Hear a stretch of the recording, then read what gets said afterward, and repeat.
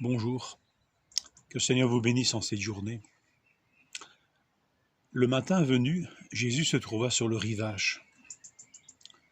Notre courte lecture de ce jour nous met tout de suite devant l'essentiel. Dès le matin, le début de la journée, dès l'aurore, le Seigneur est sur le rivage. Le rivage, c'est le lieu du quotidien pour Simon-Pierre, pour les fils de Zébédée qui sont des pêcheurs. Le lac de Tibériade, c'est leur lieu de travail. Et Jésus est là dès le matin sur le rivage, présent dans leur quotidien, comme il est présent dans le nôtre. Et cette présence change tout. Une activité stérile va devenir fructueuse, parce que sa présence a tout changé, dès le matin. Enfants, n'avez-vous rien à manger? Enfants. Puisque nous parlons de l'essentiel ce matin, voilà un terme qui nous dit l'essentiel de notre relation avec Dieu. Quel terme plein d'affection. Jésus avait déjà utilisé ce terme dans l'évangile de Jean, au chapitre 13, verset 33. C'était presque le temps de le revoir avant la passion, lors de la scène, avant que Jésus ne lave leurs pieds,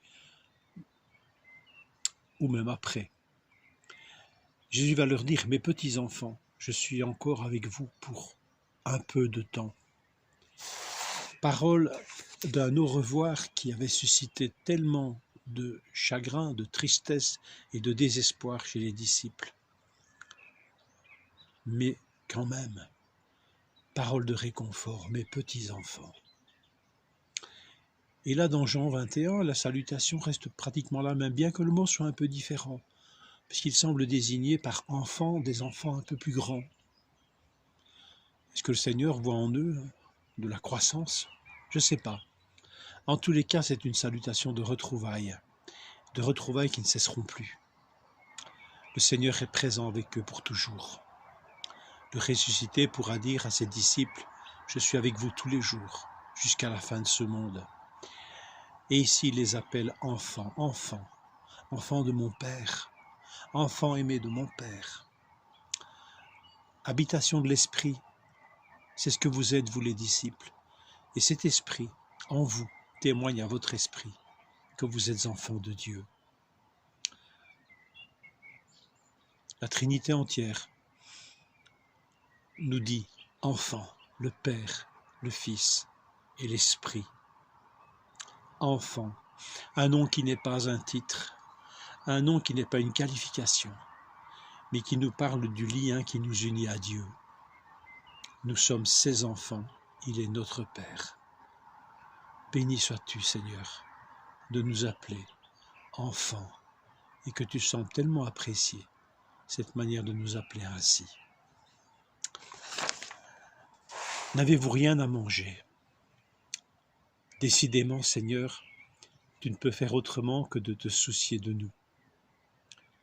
Tu n'as pas dit « n'avez-vous rien pris ?» mais tu as bien dit « n'avez-vous rien à manger ?» Quelle différence! Ce n'est pas le métier, ce n'est pas l'activité, ce n'est pas l'occupation qui importe notre Seigneur, mais ce sont nos besoins.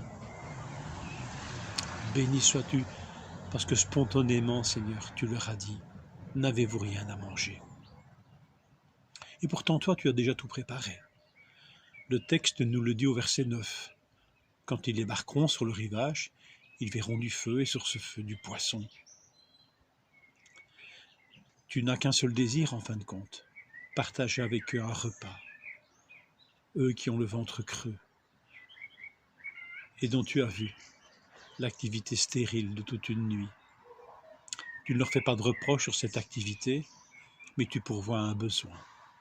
Béni sois-tu, Seigneur, de ce que tu vois les besoins avant toute autre chose. Venez manger, dis-tu au verset 12, quelle invitation de ta grâce. Merci Seigneur pour ta présence matinale. Merci Seigneur pour ton amour paternel. Merci Seigneur pour ta sollicitude pour nos besoins. N'avez-vous rien à manger? Que ces pensées puissent nous accompagner durant toute cette journée. nourrir notre joie, notre foi, notre espérance. Bonne journée, mes frères, mes sœurs. Que le Seigneur vous encourage à la vivre sous son regard. Amen.